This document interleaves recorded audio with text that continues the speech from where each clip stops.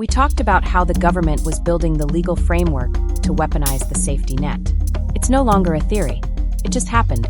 The federal government just used its new anti-fraud mandates to freeze $243 million in Medicaid funds meant for the state of Minnesota. They didn't wait for a trial. They didn't let the state finish its own internal audits. The Fed simply decided Minnesota's oversight wasn't good enough, bypassed the local government entirely, and locked down $250 million in survival funds. This is what the prepayment mandate looks like in the real world. Innocent until proven guilty is gone. It is now frozen until you comply. Look closely at what just happened in Minnesota. The federal government freezing $243 million isn't just an accounting dispute. It's a hostile takeover of state independence. For years, local governments had the autonomy to manage their own social programs. If there was an issue, they handled it internally. But the Minnesota precedent changes the game entirely.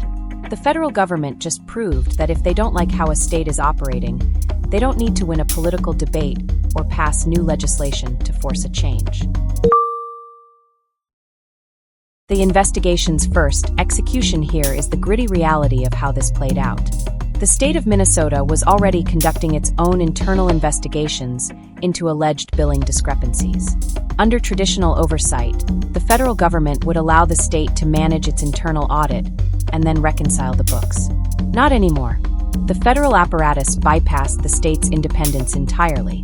By declaring the state's internal measures insufficient, they utilized their authority to indefinitely defer $250 million in survival funds.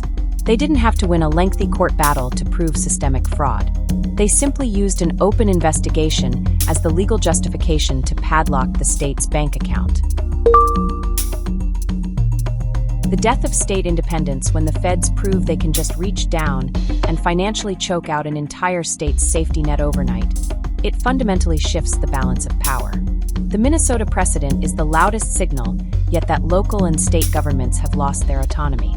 If your jurisdiction relies on federal funds for its marginalized and working-class communities, those funds are now highly conditional. They don't need to change the laws in your state to force compliance.